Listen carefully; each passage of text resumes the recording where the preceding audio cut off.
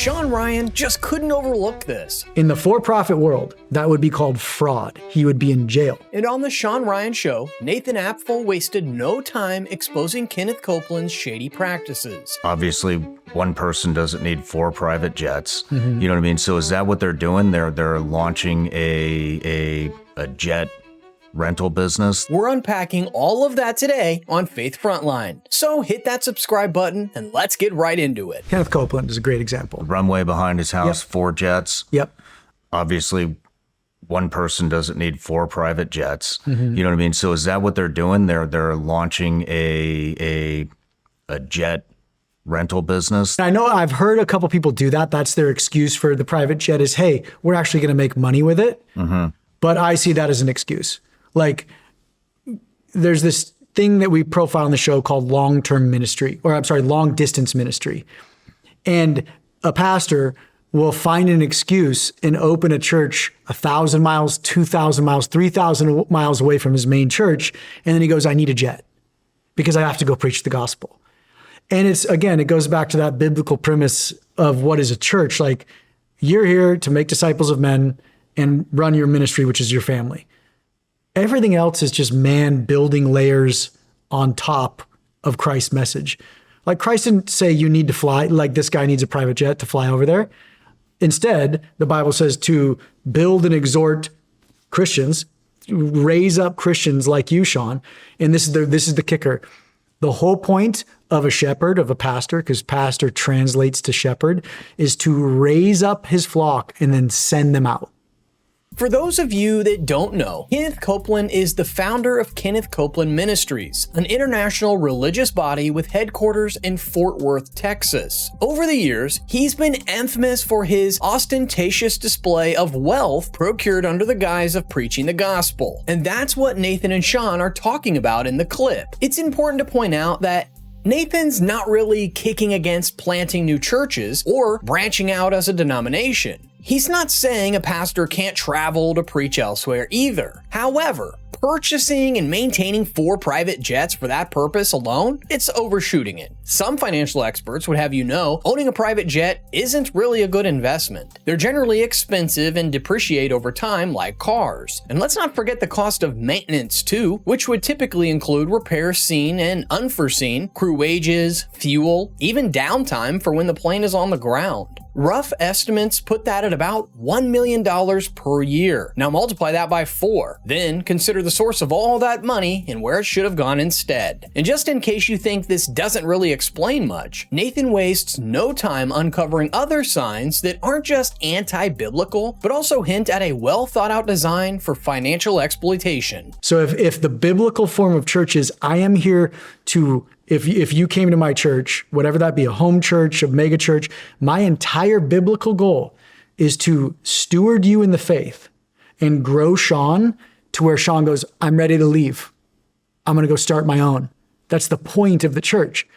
But man, what a bad business practice, because you are my money. So no, I'm not going to send you out. I need you here, Sean. I need you here building this machine that we've built, this business. It needs you.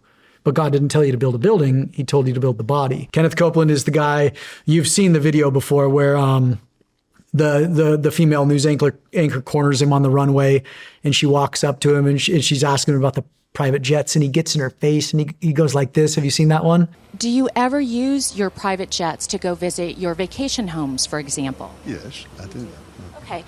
Again, getting back to the comment, you said that you don't like to fly commercial because you don't want to get into a tube with a bunch of demons. Do you really believe that human beings are demons? No, I do not. And don't you ever say I did.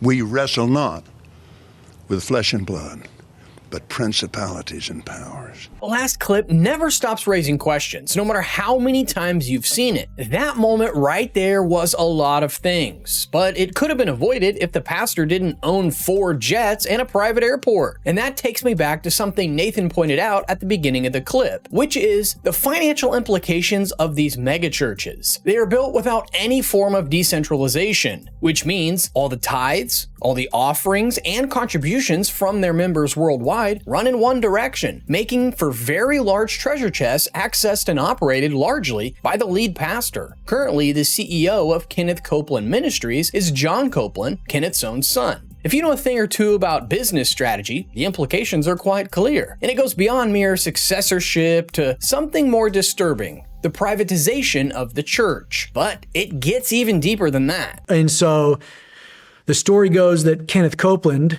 was flying over Texas and saw this runway next to this lake.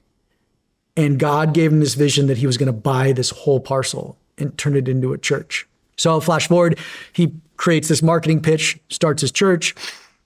And back in the day, in the 60s and 70s, mailers were super popular. And so, you'd get a mailing list, you'd mail 50,000 envelopes out and say, hey, Sean, give me $10. This is Nathan, this is Pastor Nathan. I need $10 to help you spread this message. We have his mailer from the 70s. And he promised to build 6 things. He said, and in this pitch, God gave me the vision to buy this runway. I'm going to build a radio station, a TV network, ministry facilities, Kingdom Park, which was an extravagant park for his churchgoers and his tithe payers, an elderly community. So once you retire, you'll be able to retire on the church property. And in your rooms, they would pipe in Kenneth Copeland's TV network so you could watch Kenneth Copeland preach the gospel 24/7 a day. And then elderly home, and then a hotel for guests to come and enjoy the lake. So he sent that pitch out, raised tens of millions of dollars. He ever only built 3. Kenneth Copeland may run his church like it's a private institution, but Nathan's deep dive into the ministry's inception shows us that it came about as a contributive effort. Now, there's nothing wrong with gathering funds from people to build a church. The church, from inception, has always been built on communal living. Acts 2:44 and 45 describes a large group of people who believed in Jesus and had all things in common because the wealthy distributed their possessions to those in need. However, taking money from people to build 6 things and only greenlighting 3, that's just wrong. Clearly, he only built the radio station, the TV network, and the church facilities. The park, the hotel, the elderly community never even saw the light of day. Do any of you think it's weird that he dropped the projects that could actually benefit the flock? Here's what Nathan thinks about that. In the for-profit world, that would be called fraud. He would be in jail. Mm-hmm. In the religious world, we call it faith, Nathan. You got to have faith. Wow. So in the interim, he buys 1,600 acres on this lake in Texas. And then a gentleman, a builder, a developer was like, hey, this bottom part of your 1,600 acres is prime for development. So he peels off 400 of the 1,600 acres and sells it to a developer. So there is a housing development there today. It's not for the elderly though. And he made money off that deal. It just went back to his church. In the meantime, I can't remember the gentleman's name. He drills oil, started going to the church. And he's like, hey, you own the mineral rights of this land. Let's start pumping oil.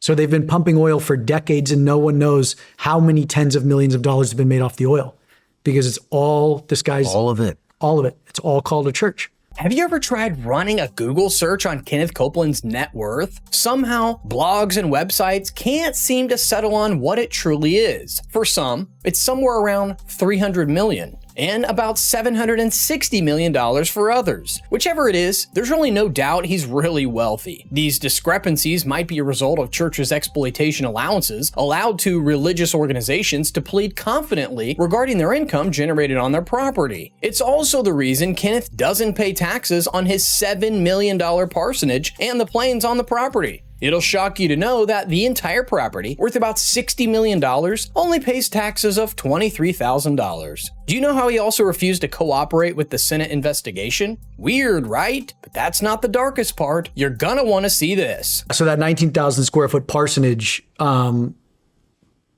is from an informant that basically Copeland has Epsteined tons of pastors. How did you come across this information? Through our PIs. Yeah. Every single guest room the guest rooms in a parsonage owned by the church is wiretapped, video and audio, to basically archive dirt on people staying with you. Has anybody received the footage? No.